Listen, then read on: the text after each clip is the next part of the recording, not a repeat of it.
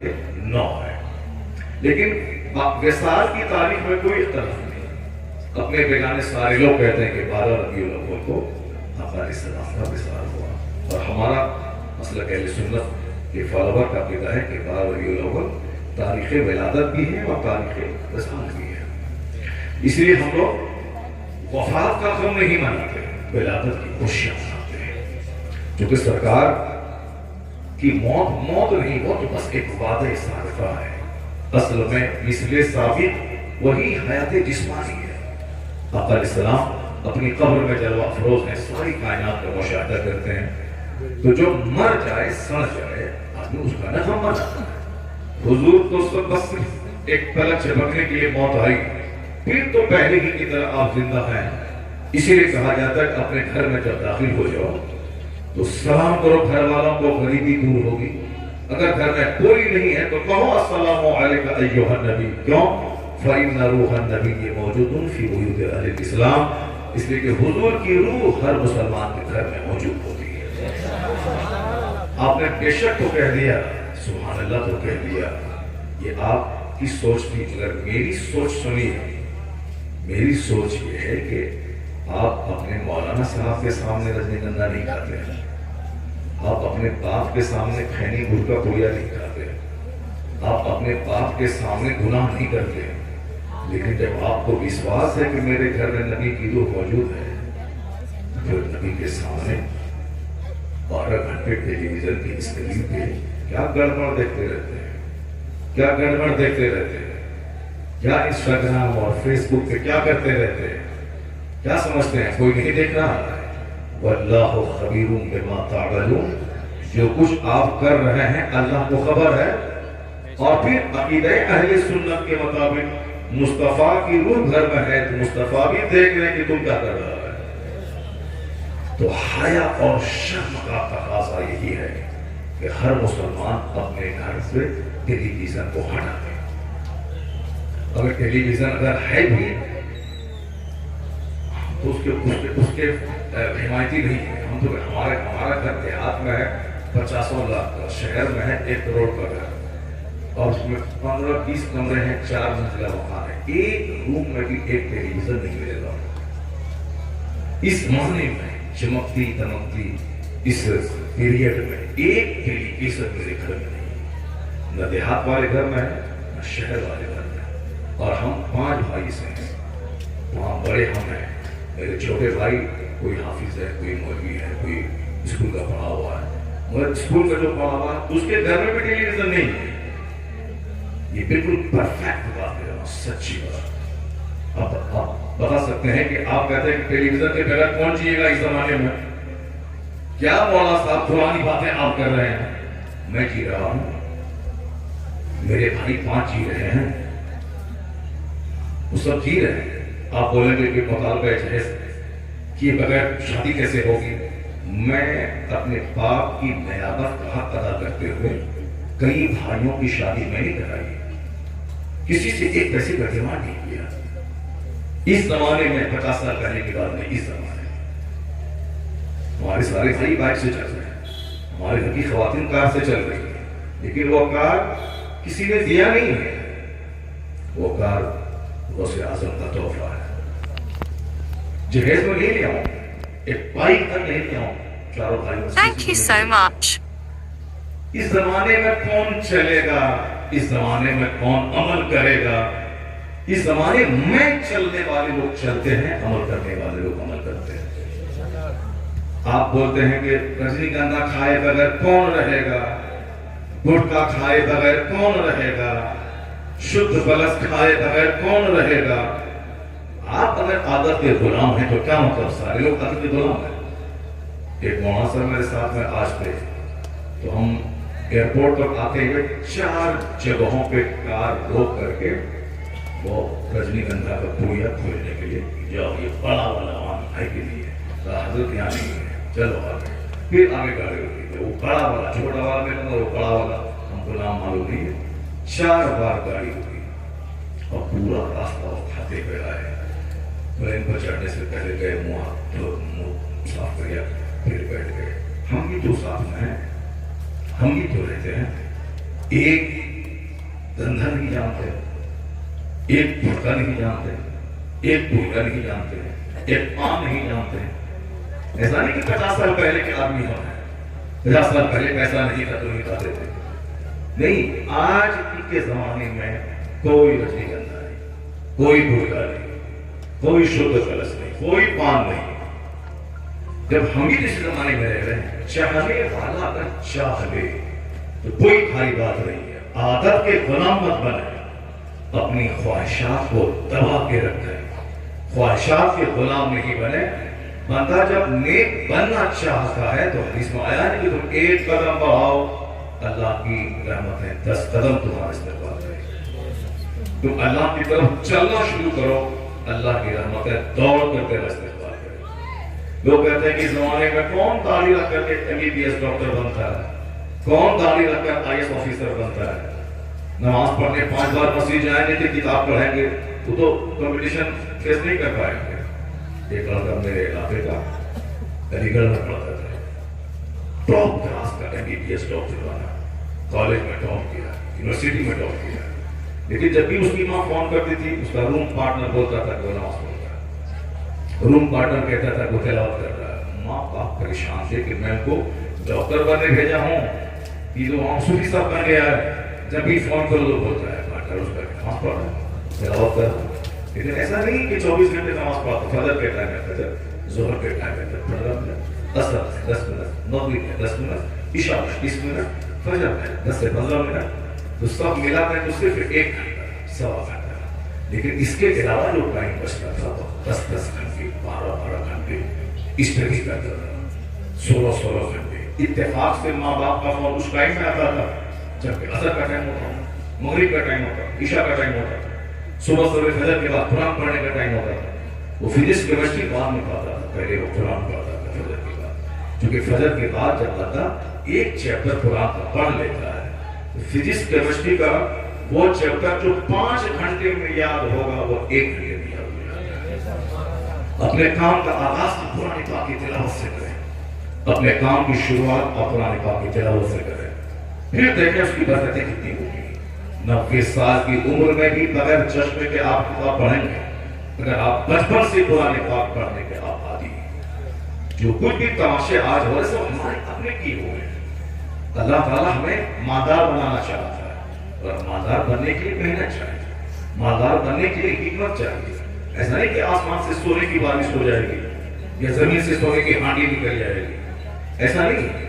مالدار بننے کے لیے آدمی کو کھیت میں ہل چلانا ہوتا ہے, کھیت میں دانا ڈالنا ہوتا ہے, اس کی حفاظت کرنی ہوتی ہے, اس میں کھاد پانی ڈالنا ہوتا ہے, پھر جا کے ٹائم پہ فصلیں پیدا ہوتی ہیں, تب فصل کٹ کے گھر میں تیار ہو کے آتی ہے.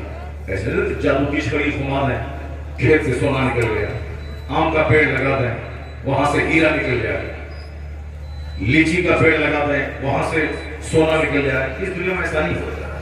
اس دنیا میں ہوتا ہے جیسا کرو گے ویسا کرو گے, جیسی محنت ویسی برکت. 50% تم ادھر سے بڑھو اور پھر 50% خدا کی رحمتیں ادھر سے چلیں گی, کامیابی قدم چومیں گی. یہی ہے تقدیر پر بھی بھروسہ کرنا ہے اور تدبیر بھی کرنا ہے, محنت کرنی ہے. تو محنت کرنے والا بچہ اس زمانے میں بھی تعلیم کر کے IAS آفیسر بن رہا, محنت کرنے والا اس زمانے میں بھی 5 وقت کی نماز پڑھنے کے بعد MBBS ڈاکٹر بن رہا. اب اگر کوئی مدرسے میں پڑھنے کے بعد بھی نماز نہیں پڑھے تو اس کا کیا کرے گا؟ اب کوئی علی گڑھ یونیورسٹی میں MBBS کرنے کے باوجود 5 نماز کے ساتھ اشراق اور واقعی بھی پڑھ لے, اس کو آپ کیا کہہ سکتے ہیں؟ یہ اپنی اپنی ہمت, عزیمت, حوصلے کی بات ہے. کوئی دینداروں کے بیچ میں رہ کر کے بھی بے دین ہے, اور کوئی بے دین ماحول میں رہنے کے باوجود بھی دیندار ہے. آپ صرف ہمت کریں, آپ آگے بڑھیں. آپ بولیں کہ میں اپنے ٹیلی ویژن نہیں رکھوں گا, میں اخبار پڑھ لوں گا, اردو اخبار, انگریزی پڑھ لوں گا, دا ٹائمز آف انڈیا پڑھ لوں گا. ہمارے پاس تو بہت ساری خبریں, زیادہ تر خبریں دا ٹائمز آف انڈیا انگریزی اخبار کی آتی ہیں, اور انگریزی اخبار میں سچی اور بڑی اور انلارجمنٹ کے ساتھ خبریں رہتی ہیں. اردو اخبار میں بس ایک ہی طرح خبریں رہتی ہیں. ہندی میں بھی دا ٹائمز آف انڈیا پڑھیں, ایک اخبار ہندو ہے انگریزی میں, اس کو پڑھیں. انگریزی پڑھنے کے لائق آپ رہیں گے تب انگریزی اخبار پڑھیں گے. آپ کو تو صاحب بیٹھک کرنے دوسروں کی غیبت کرنے سے فرصت ہی نہیں. اسکول گئے آ گئے، اس کے بعد بچہ کیا کر رہا ہے کوئی مطلب نہیں. ڈگری سے کچھ بھی نہیں ہونے والا ہے. میری ایبیلٹی، قابلیت، اور قابلیت صرف سوچنے سے نہیں پیدا ہوتی ہے. قابلیت مشق، پریکٹس، اسٹرگل، جدوجہد ایک بار نہیں 50 بار پڑھا جائے، ایک بار نہیں 100 بار پڑھا جائے. کیسے نہیں ایک سینے میں آئے گا، کیسے نہیں سبق یاد ہوگا. محنت کرنا ہو، ایک بار دو بار پڑھا نہیں ہوا چھوڑ دیا، نہیں ہوگا ایسا. اس قدر محنت کریں کہ کتاب پانی پانی ہو جائے تو کامیابی آپ کا قدم چکے. صرف ڈگری والا بچہ نہ پیدا کیجیے گا، یہ وہ وقت ہے محنت کا، قابلیت پیدا کرنے کا. میٹرک پاس کرے، انگریزی پانی کی طرح بولے، سینٹس والا 50,000 کے ماہانہ دے کر آپ کو اپنے اسکول میں پرائیویٹ ٹیچر کے طور پر کام کرے.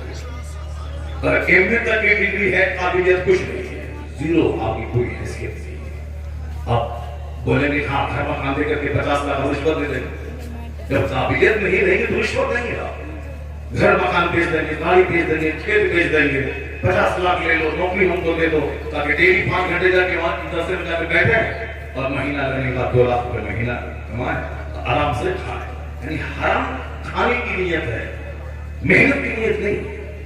یہ رشوت دے کے، نوکری لے کے، روزانہ بیٹھ کر کے پیسہ لے کے بال بچوں کو جو کھلائیں گے، بال بچوں کا کیسا زمین ہوگا، اس بچوں کا فیوچر کیسا ہوگا. محنت کی، جدوجہد کی. تو جنت جانے کے لیے محنت کرنا، دنیا پکانے کمانے کے لیے محنت کرنی پڑے گی. اور اللہ تعالیٰ یہ نہیں کہتا ہے کہ تم صرف 5 وقت نماز پڑھو، روزہ رکھو، زکات دو، حج کرو اور دنیا کے لیے محنت نہیں کرو. نہیں، دنیا میں خوشحال رہنے کے لیے جدوجہد کرو. یہ طریقہ بھی اللہ نے سکھایا. دعا ربنا آتینا فی الدنیا حسنہ وفی الآخرۃ حسنہ، یہ جو دعا ہے قرآن پاک، یہ اللہ نے سکھایا ہے.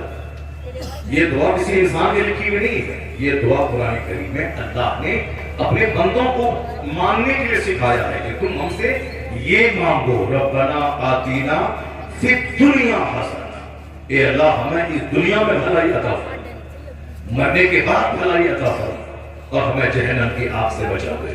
ایک جامع دعا ہے جس میں جہنم کی آگ سے بچنے کی دعا کی جا رہی ہے، دنیا کی خوشحالی کی دعا کی جا رہی ہے. ایک مقابلہ ہے مسلم سماج میں، گاڑی کا مقابلہ، پوٹیکو کا مقابلہ، جھومر کا مقابلہ، ٹائلز کا مقابلہ، گرینائٹ کا مقابلہ. شادی بیاہ میں 50 ٹائز کا کھانا کھلایا گیا، ہم بھی کھلائیں گے، چاہے قرض لے کے ہو، بھیک مانگ کے ہو، چاہے زکات مانگ کر کے ہو، چاہے 50 مالداروں سے بھیک مانگ کے ہو، اور ہم بھی اسی طرح کریں گے. پتہ نہیں گندی سوچ کہاں سے پیدا ہو گئی ہے، یہ سوچ کہاں سے آ گئی مسلم سوسائٹی میں. آپ کے پاس 1 کروڑ روپے ہے، آپ نے اپنے بیٹے کے ولیمے میں 5,000 آدمی کو دعوت دے دیا. میرے پاس نہیں ہے، اگر ہم بھی وہی تمنا پالیں گے کہ ہم بھی 5,000 آدمی کو کھلائیں، چاہے بھیک مانگ کے ہو، میرے جیسا نذیر اور ذلیل کون ہوگا. مالدار آدمی ہے، 50 لاکھ کا گھر، میرے پاس پیسے نہیں ہے، تمہیں کہاں سے کروں. تقدیر پر بھروسہ کریں. اللہ رب العزت سب کو مالدار نہیں بنا رہا، سب کو ایک جیسا چہرہ نہیں دیا. سب کا چہرہ الگ، سب کی ناک الگ، سب کی آنکھ الگ، سب کی پیشانی الگ. اگر ہم چاہیں کہ اس کی طرح پیشانی میری ہو جائے، اس کی طرح خوبصورت بیٹی میری ہو جائے، اس کی طرح خوبصورت کمال میرا ہو جائے، ان کی طرح 50 کروڑ کا بنگلہ میرے پاس ہو جائے، میرے سے پاگل کون ہوگا. اللہ رب العزت کسی کو مالدار بناتا ہے، کسی کو غریب بناتا ہے، کسی کو کالا بناتا ہے، کسی کو گورا بناتا ہے، کسی کو ناٹا ٹھگنا بناتا ہے، کسی کو لمبا بناتا ہے. وَمِنْ آیَاتِهِ خَلْقُ السَّمَاوَاتِ وَالْأَرْضِ وَاخْتِلَافُ أَلْسِنَتِكُمْ وَأَمْوَالِكُمْ. قرآن شریف آیا ہے کہ اللہ کی نشانی، قدرت کی نشانی ہے آسمان اور زمین کی پیدائش اور رنگ اور زبان کا اختلاف. ایک آدم علیہ السلام تھے، اس کی اولاد کئی رنگوں میں. آدم علیہ السلام کی زبان، اس کی اولاد ہزاروں زبان بول رہی. ایک باپ کی اولاد ہزاروں رنگ، ہزاروں زبان. کون ہے یہ؟ وہی خدا ہے جس نے ایک باپ سے ہزاروں ٹائپ کے دلوں کو پیدا کیا. وہ بھی آیات ہی اللہ رب العزت کی قدرت کی نشانی ہے. یہ سائنس ہے، یعنی قدرت علامت ہے۔ یہ مالداری غریبی چاہنے سے نہیں ہوتا ہے، محنت کرے، اسٹرگل کرے تاکہ بھیک نہیں مانگنا پڑے، ذلیل نہیں ہونا پڑے، دوسروں کا محتاج نہیں ہونا پڑے۔ لیکن یہ جو کہیں گے کہ ہم ہی مکیش امبانی بن جائیں، ہم ہی صاحب بل گیٹس بن جائیں، نہیں ہوگا۔ واللہ یرزق من یشاء بغیر حساب، اللہ جسے چاہتا ہے بے حساب روزی دے گا۔ ان اللہ کتب مقادیر الخلائق، اللہ نے مخلوق کی تقدیر کو لکھ دیا ہے کب؟ دنیا بننے سے 50,000 سال پہلے، دنیا بننے سے 50,000 سال پہلے کون کہاں مرے گا، کب مرے گا، کس کو کتنی روزی ملے گی، کون جنت جائے گا، کون جہنم جائے گا، یہ شقاوت کس کے حق میں ہے، سعادت کس کے حق میں ہے، وہ سب کچھ لکھا جا چکا ہے۔ جب کل قلم خشک ہو چکا ہے۔ یہ عقیدہ آدمی کو زہر کھانے سے بچاتا ہے، یہ عقیدہ آدمی کو سوسائڈ کرنے سے بچاتا ہے، یہ عقیدہ آدمی کو سر نوچنے سے بچاتا ہے۔ آج کل زہر کھا رہے ہیں اچھے کھاتے پیتے لوگ، خودکشی کر رہے ہیں اچھے کھاتے پیتے لوگ۔ فلم کی ہیروئن 30 سال کی ڈریم گرل، جس کو ڈریم گرل کہا جاتا تھا، سپنوں کی شہزادی، کروڑوں پیسہ ہے، لاکھوں لوگ دیوانے، ایک جھلک دیکھنے کے لیے بےتاب ہے، اس کی سڑی ہوئی لاش اس کے فلیٹ سے نکل گئی۔ کیوں صاحب؟ کروڑوں اس کے دیوانے ہیں، کروڑوں اس کے پاس ہیں، ان کو پھانسی کے پھندے پہ لٹک کے سامنے کی کیا وجہ ہے؟ ایسا نہیں کہ پیسہ ہر چیز کا علاج ہے، ایسا نہیں کہ مال دولت ساری سمسیاؤں کا سمادھان ہے جو ہمارے جاہل بچے سمجھ بیٹھے ہیں۔ چاہے وہ عالم بنے، عالم نہ بنے، حافظ نہ بنے، ایس ڈی ایم نہ بنے، ڈی ایم نہ بنے، مگر مان چاہیے، چاہے جیسے بھی ہو، چوری کر کے، ڈکیتی کر کے، بروکری کر کے، دوسروں کی زمین ہڑپ کے، چاہے اپنا ماں باپ بھائی بہن بیچ کے سعودی عرب جا کے وہاں چوری کر کے دوسروں کی زمین ہڑپ کے، صرف مال چاہیے۔ مال سارے مسئلے کا حل نہیں ہے۔ لیس الغنی عن کثرۃ الارض ولکن الغنی غنی النفس۔ حضور فرماتے ہیں مالداری مال کی کثرت سے نہیں ہوتی، اصل مالداری دین کی مالداری ہوتی ہے، اصل مالداری اس کی ہوتی ہے۔ کروڑوں رکھنے کے بعد لوگ زہر کھا رہے ہیں، کروڑوں رکھنے کے باوجود بھی سوسائڈ کر رہے ہیں۔ کیوں؟ اس لیے کہ وہ جو چاہ رہا تھا، چاہا ہوا نہیں ہوا تو زہر کھا کے مر گیا۔ بچہ کوٹا راجستھان تیاری کرنے کے لیے گیا اور ایگزام میں پاس نہیں کیا تو زہر کھا کے مر گیا۔ یہ اسلام نہیں سکھا تھا۔ اسلام کہتا ہے کہ اللہ رب العزت پر مضبوط یقین رکھ، وہی ہے کائنات کا خالق، وہی ہے کائنات کا مالک، وہی ہے جس نے موت اور حیات لکھ دی اور اس کے لکھنے کے حساب سے دنیا کا نظام چل رہا ہے۔ ہم اپنی خواہش سے پیدا نہیں ہوئے اور نہ ہم اپنی خواہش سے مرتے ہیں۔ اللہ ہے جو مجھے پیدا کرتا ہے، جو مجھے موت دیتا ہے، جو مجھے مرنے کے بعد پھر دوبارہ زندہ کرے گا، پھر ہماری اس دنیا کے کام کا لیکھا جوکھا وہاں سامنے رکھ کر حساب کتاب ہم سے لے گا۔ جوانی کیسے گزاری، رات کیسے تم نے گزاری، دن کیسے گزارا، کیونکہ جو اللہ پانی کے ایک قطرے سے ہم کو پیدا کر سکتا ہے، وہی اللہ دوبارہ میری سڑی ہوئی ہڈی میں جان ڈال کر مجھے زندہ کر کے پھر دوبارہ مجھ سے حساب لے سکتا ہے۔ اس طرح کے مضامین قرآن میں درجنوں جگہوں پہ موجود ہیں۔ جب وشواس رہے گا میں نے خوب محنت کی، 15 گھنٹے میں نے محنت کی مگر میں سفل نہیں ہوا، اس کا مطلب ہے کہ اللہ رب العزت نے میری تقدیر میں ایسا نہیں لکھا ہے۔ تو اللہ کی تقدیر پر اعتماد کرنے سے اللہ کو حوصلہ ملتا ہے، موٹیویٹ ہوتا ہے، بندہ زہر نہیں کھاتا ہے، بلکہ اللہ کی دی ہوئی مصیبت پہ بندہ ساتھ کرتا ہے۔ اللہ کی دی ہوئی نعمتوں کو پانے کے بعد وہ اتراتا نہیں، وہ فرعون نہیں بنتا ہے، وہ قارون نہیں بنتا ہے، وہ حمان و شتات نہیں بنتا ہے۔ جیسے کافروں کے دولتیں ملتی ہیں تو وہ پورے سماج کو نگل جانا چاہتا ہے، اس کا اتیاچار، اس کا ظلم، غریبوں کو پسنا، غریبوں کو مارنا، اسی کا دیکھا دیکھی مسلم سماج میں ایسا لگتا ہے جیسے تو کبھی مرنا نہیں، اس کو بیمار پڑنے کے بعد وینٹیلیشن پہ جانا نہیں۔ جس وقت غریبوں کو ہڑکاتا ہے، سب کو ڈراتا ہے، دولت کے گھمنڈ کی بولی بار بار اس کی زبان سے نکلتی ہے، لیکن جب وہی بیمار پڑ کے وینٹیلیشن پہ جا کے آنکھ کھول کے دیکھتا، ہاتھ ادھر، پاؤں ادھر مشین لگی ہوئی ہے ہارٹ میں، ناک میں، اس وقت وہ بول نہیں سکتا کہ سامنے والے بندے سے تقریر غلطی کی معافی مانگو۔ آنسو کے قطرے نکلتے ہیں، اندر سے احساس ہوتا ہے میں تو سوچا تھا کہ روپیہ پیسہ کے بل پہ سب کچھ کر لوں گا، سارا سماج خرید لوں گا، سب سے سجدہ کروا لوں گا، اور آج پتا چلا ہے کہ بندوں کا چاہا ہوا کچھ نہیں ہوتا ہے، وہی ہوتا ہے جو منظور خدا ہوتا ہے۔ اخیر میں تو سب کو پتا چل ہی جاتا ہے، مگر شروع میں پڑھا بے پڑھا سب اس اما میں ننگے ہو جاتے ہیں۔ مال ملا گھمنڈ کی بولی، مال ملا صاحب شال میں گھمنڈ، بولی میں گھمنڈ، بیٹھنے میں گھمنڈ، نشست و برخاست میں گھمنڈ، سب میں گھمنڈ ہے۔ اللہ تعالیٰ گھمنڈ توڑتا ہے، اگر گھمنڈ نہیں توڑے تو آج ہی میری ایک آدمی سے بات ہو رہی تھی، وہ بیمار پڑ گیا، اس کا ایسا، میں نے کہا ہاں بیماری نعمت ہے، اگر بیماری اللہ نہیں دے یہ آدمی کو کھا جائے گا، یہ آدمی سماج کے کسی کو آدمی نہیں سمجھے گا۔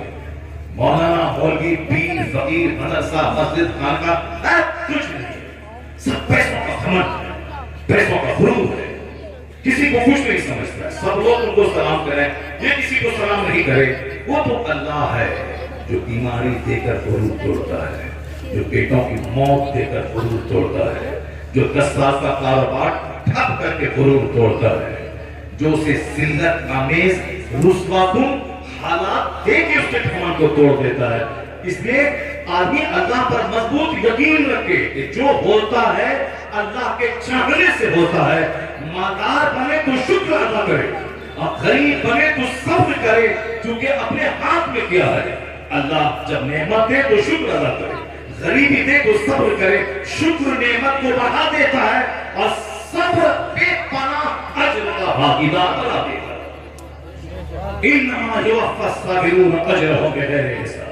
کیونکہ کافروں کے یہاں کوئی سمجھانے والا نہیں، اس کو کوئی بتانے والا نہیں، اس کو کوئی گائیڈ کرنے والا نہیں، اس کے یہاں فرائیڈے یا سیٹرڈے یا سنڈے کا کوئی سسٹم نہیں ہے کہ اس کا ایک گھر میں گروہ کھڑا ہوگا اور پوری پبلک کو بتائے گا کہ تم ایسے جیو، ایسے مرو، ایسے کھاؤ، ایسے مت کھاؤ، یہ لیگل ہے، یہ انلیگل ہے، یہ رائٹ ہے، یہ رانگ ہے، یہ گڈ ہے، یہ بیڈ ہے، یہ فوربیڈن ہے، یہ پرمیٹڈ ہے، یہ کرو، کوئی بتانے والا نہیں۔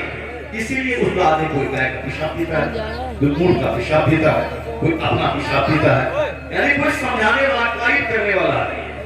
کوئی شراب پیتا ہے، پانی سے زیادہ شراب پیتا ہے، دولت بڑھانے کے لیے سود کھاتا ہے، چاہے کچھ بھی ہو جائے اپنے بھائی کو پیسے دیتا ہے، 1 لاکھ روپے اس سے 15% سود لیتا ہے تاکہ بیٹھے بیٹھے مسلم یہاں مالدار بن جائے۔ یہ سودی کاروبار کرسچنوں کے یہاں، یہودیوں کے یہاں، ہندوستان کے مشرکوں کے یہاں اسی لیے زور سے تو اس کو مالدار بنا اور سستے سے جلدی میں مالدار بنا ہے، اسی لیے سود اس کے یہاں، شراب اس کے یہاں، شراب پینا۔ آج بھی ایئرپورٹ پہ ایک پولیس والا دوسرے سے کہہ رہا تھا کہ نوکری کرو، پیسہ کماؤ، تب نہ شراب پیو گے، تب نہ گھومنے کے لیے یہاں وہاں جاؤ گے۔ یہ دیکھیے ہم لوگ شراب کے بارے میں کیا سوچ رکھتے ہیں، یہ پولیس والا کیا سوچ رکھتا ہے۔ آج کی بات ہے، بابلون ایئرپورٹ پہ پولیس والا دوسرے سے بات کر رہا تھا، ہم جا رہے تھے اندر، وہ کہہ رہا تھا کہ مال رہے گا تب نہ شراب پیے گا جی، مال رہے گا تب نہ کاجلی کا پہاڑ گھومے گا جی، مال رہے گا تب نہ مسوری، نینی تال، گلمرگ اور پہلگام گھومے گا جی، یعنی مال رہے گا تب شراب پیے گا۔ اس کا مطلب مال کمانے کا مطلب شراب پینا، مال کمانے کا مطلب اپنی ایک بیوی کے علاوہ اور بھی بہت ساری جگہوں پہ تاک چھانک کرنا، منہ مارنا۔ مال رہے گا تب نہ طوائف کے کوٹھے پہ جائے گا جی، تب نہ عیش کرے گا جی۔ یہ نظریہ دیکھیں، یہ سوچ دیکھیں، یہ آئیڈیولوجی دیکھیں۔ کیوں؟ اس لیے کہ کوئی اس کا ویکلی سسٹم نہیں ہے سمجھانے کا، منتھلی سسٹم نہیں ہے سمجھانے کا، ایئرلی سسٹم نہیں ہے سمجھانے کا۔ کیا ہے؟ اپنے من سے کچھ بنا لینا ہے، خوب گھمانا ہے، ڈھول بجانا ہے، ڈی جے بجانا ہے، لوگوں سے پیسہ کلیکشن کرنا ہے، گاڑی والے کو روکنا ہے، چندہ لینا ہے، پھر کچھ بنا لینا ہے، ڈی جے بجانا ہے، 24 گھنٹے گانا سننا ہے، پھر ٹائم ہوا اس کو دھواں دے کر کے ندی میں جا کے اٹھا کے پھینک دینا۔ یہی تو ہے اس کی نامس، یہی اس کا یہ تماشا ہوتا ہے۔ مگر اے مسلمان، تم خوش نصیب ہے کہ اللہ نے تمہیں اسلام جیسا مقدس مذہب عطا فرمایا۔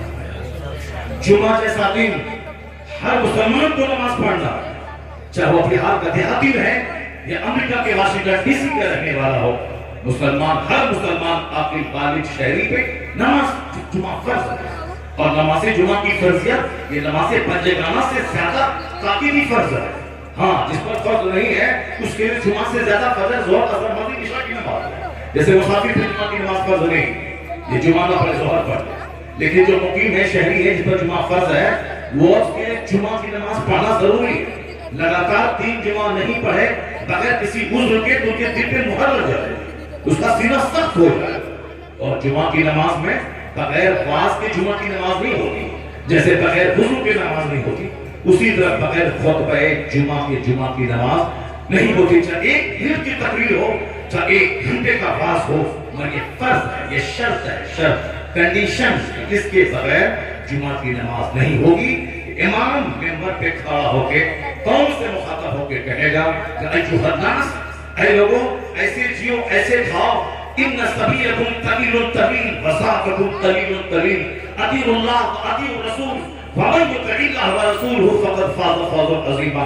یعنی کہنا ہے اس کو 1 منٹ کے لیے صحیح، اللہ کی بات مان، رسول پاک کی بات مان۔ تو جو مرنے کے بعد جائے گا وہ سفر بہت لمبا ہے، قبر میں کتنے لاکھ سال رہے گا، قیامت کل بھی آ سکتی ہے، مگر جو لوگ 5000 سال پہلے نور اسلام کے زمانے میں مر گئے، آج تک قیامت تو آئی نہیں، قیامت نہیں آئی تو کہاں ہے، وہ عالم غصب میں۔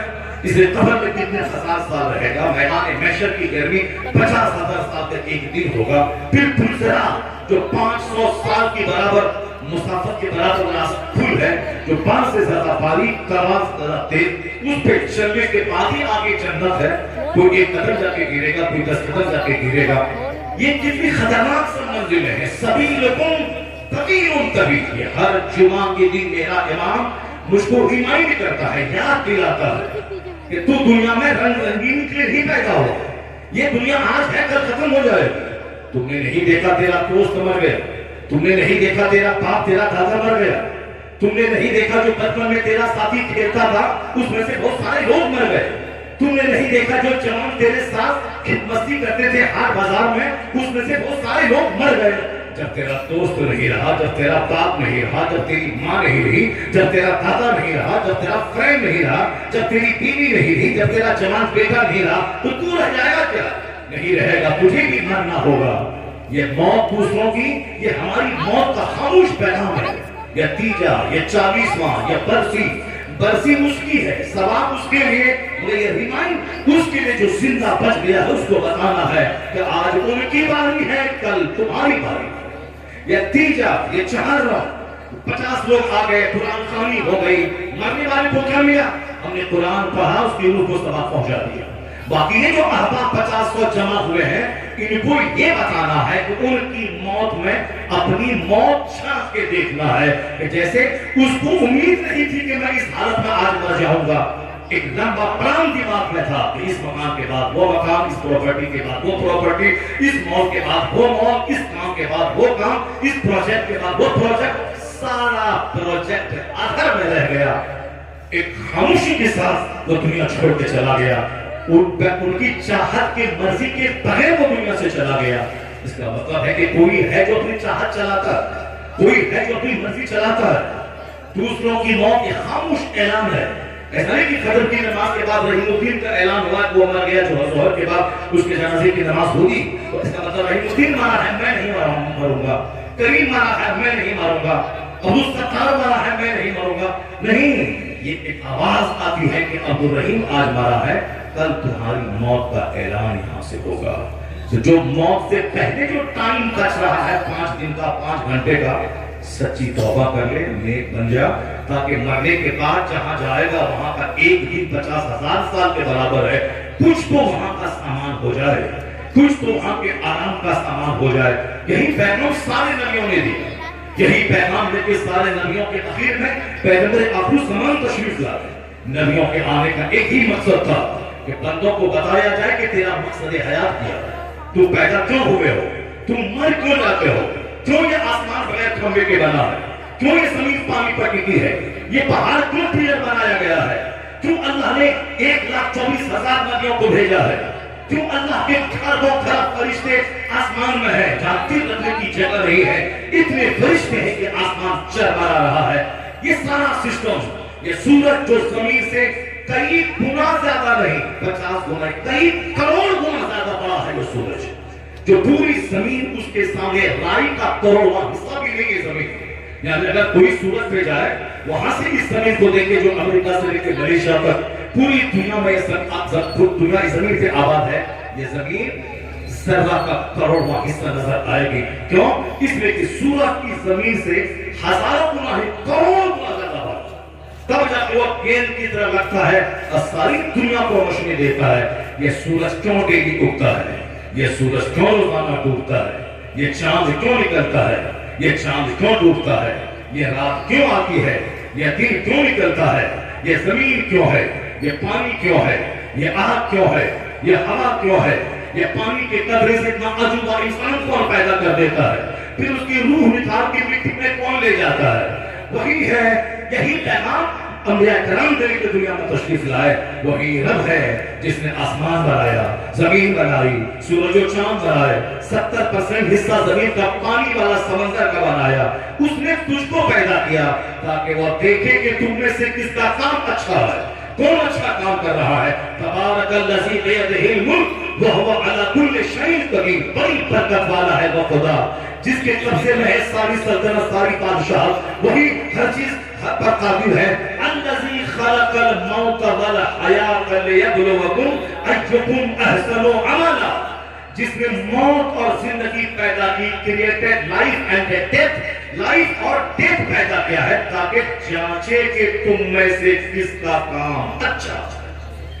لیبلوکم ایکم احسن عملا. ناچنے، تھرکنے، ڈھول بجانے، گانا بجانے، کودنے کے لیے اللہ نے پیدا کیا. اللہ تعالیٰ ہمارے اچھے اعمال کے اس کو پیدا کیا تاکہ میں اس زمین کو حسن اخلاق سے بھر دوں، اس زمین کو اپنے سے دوسروں کو فائدہ پہنچا کے بھر دوں. اللہ کی جو زمین جیسی خوبصورت ہے اسی طرح نیکیوں سے اس زمین کو بھر دو. اس زمین پہ گل بوٹے ہیں، گلبرگ ہے، نینی تال ہے، نشاط باغ ہے، شالیمار باغ ہے، ہمالیہ کی چوٹی ہے. اس زمین میں درخت ہے، ندی نالے ہیں، جھرنے ہیں، یہ ڈیزرٹ، یہ ٹریز، یہ ماؤنٹین، یہ زمین کا حسن ہے. درخت سے آکسیجن بھی ملتی ہے اور درخت سے زمین کی خوبصورتی بھی ہے. لوگ اپنے دروازے پر پیڑ پودے لگا کر دروازے خوبصورت رہیں اور اللہ نے ایسا انتظام کیا ہے. اگر کبھی آپ کو موقع ملے تو آپ کشمیر جائیے، جس کو دوسرے لوگ اپنے حساب سے پیراڈائز آن ارتھ کہتے ہیں. ذرا آپ سری نگر سے نکلیں، آپ گلبرگ کے لیے راستے میں سڑکوں کے کنارے خوبصورت درخت جو پورے ہندوستان میں کہیں نہیں آپ دیکھ پائیں گے.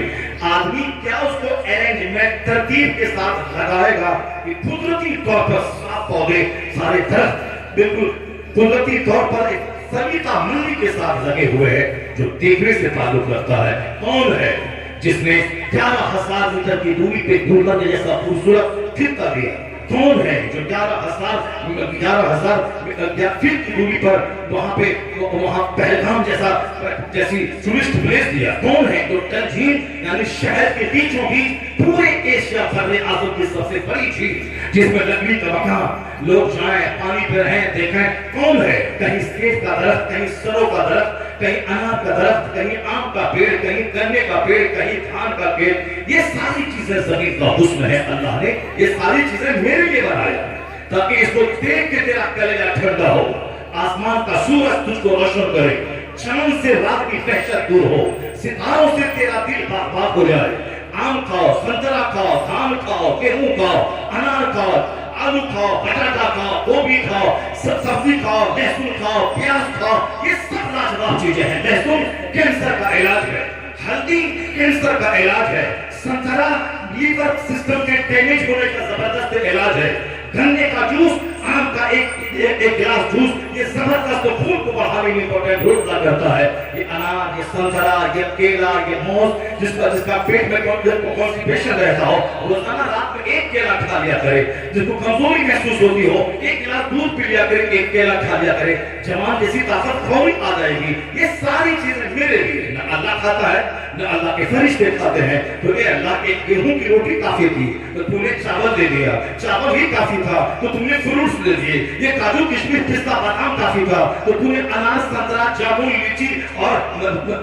لیچی موز، بنانا یہ ساری چیزیں تم نے ہمیں دے دی. یعنی سیزنل فروٹ، ڈرائی فروٹ، یہ گیہوں کے 1000 ٹائپ کا کھانا، یہ چاول کا 1000 ٹائپ کا کھانا، یہ ساری چیزیں ہمارے لیے ہیں.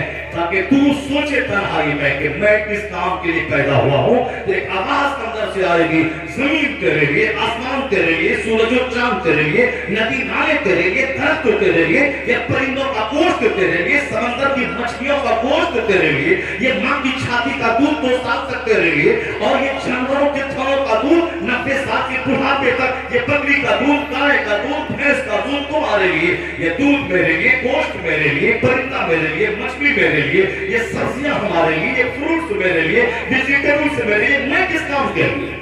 گالی دینے کے لیے, اتیاچار کرنے کے لیے, زنا کرنے کے لیے, شراب پینے کے لیے, بھاگنے کے لیے, دوسروں کی زمین ہڑپنے کے لیے, گالی دینے کے لیے, ماں باپ کو مارنے کے لیے, قتل کرنے کے لیے, خونہ گنتی کرنے کے لیے, جوا سٹا کھیلنے کے لیے, 24 گھنٹے آنکھوں میں گندی تصویریں دیکھنے کے لیے اسی لیے ہم پیدا ہوئے ہیں. نہیں, جس دل عقل لگا کے غور کر کے سوچیں گے یہ سارا سنسار ہمارے لیے, تو آواز آئے گی سارا سنسار تیرے لیے, اور تیری پیشانی کا سجدہ سنسار بنانے والے خدائے واحد کے لیے. وَمَا خَلَقْتُ الْجِنَّ وَالْإِنسَ إِلَّا لِيَعْبُدُونِ. اللہ نے تجھے عبادت کے لیے پیدا کیا. عبادت کا مطلب یہ نماز ہے 24 گھنٹے نہیں ہے, 24 گھنٹے میں 5 بار. یہ روزہ سال بھر نہیں, سال کے 12 مہینے میں 1 مہینہ. زکات سال کے 12 مہینے میں اگر مال بچا رہا, سال گزر گیا تب اس کا 2.5%, 1 لاکھ ہے تو 2500, 1 کروڑ ہے تو 2.5 لاکھ, 100 کروڑ ہے تو 2.5 کروڑ, یعنی 100 کروڑ میں 2.5 کروڑ اللہ کے قریب بندوں کو بانٹنا, اپنے قریب بھائی کو دے گا, اور باقی رقم ساری وہ تمہارے لیے ہے. تم اچھا سے کھاؤ, اچھا سے پیو, اور پیسہ بچا کے رکھو, کماؤ, تاکہ پھر سال لگے, پھر 2.5 کروڑ زکات نکالو, پھر 50-100 غریبوں میں تقسیم ہو جائے, ان کے کپڑے بنے, ان کے جیونے کا آگ سوگے, ان کی غریب بچوں کی شادی ہو جائے. مال رہے گا تب زکات نکالے گا, مال رہے گا تب قربانی کرے گا, مال رہے گا تب صدقہ سے نکالے گا. جب تو نہیں نکالے گا تو غریب کیسے کریں گے؟ جب تیرے پاس مال نہیں ہوگا تو غریبوں کو زکات کیسے ملے گی؟ اس لیے قدرت کا سسٹم ہے, زکات سال میں 1 بار نکالنا ہے, روزہ مہینے, سال کے 12 مہینے میں 1 مہینہ رکھنا ہے, تاکہ ایتری پاک ہو جائے, لیور پاک ہو جائے, چھوٹی آنکھ بڑی آنکھ پاک ہو جائے, اندر میں کینسر کا سارا کیڑا مر جائے. 14 گھنٹے, 12 گھنٹے, 15 گھنٹے موسم کے حساب سے لمبا دن صبح شادی سے لے کے غروب آفتاب تک تو روزہ رکھے گا تو اندر کا سارا کیڑا مر جائے گا. جاپان کا گولڈ میڈلسٹ جس کو نوبل پرائز ملا ہے وہ کہتا ہے کینسر کا کیڑا عام لوگوں کے پیٹ میں زیادہ ہے بنسبت مسلمانوں کے, اس لیے اس کو کینسر پیٹ کا کم ہوتا ہے, پرسنٹیج کم ہے, اس لیے کم ہے کہ مسلمانوں پہ 1 مہینے کا روزہ فرض ہے, اور 1 مہینہ 12 سے 14 گھنٹے تک یہ بھوکا پیسہ رہتا ہے, جس کی وجہ سے کینسر کا کیڑا ہو بھی گیا ہو تو 14 گھنٹے کی بھوک کی وجہ سے کیڑا مر جاتا ہے. یہ روزے کا سسٹم لاجواب, یہ زکات کا سسٹم لاجواب, نماز کا سسٹم لاجواب, اور پھر یہ ساری عبادتیں ایک بڑی عبادت کے تیار کرتی ہے. وہ عبادت ہے حسن اخلاق. قیامت کے دن ساری نیکیوں کو جب تولا جائے گا تو سب سے بڑی بھاری وزنی نیکی جو ہوگی وہ آدمی کا حسن اخلاق ہوگا.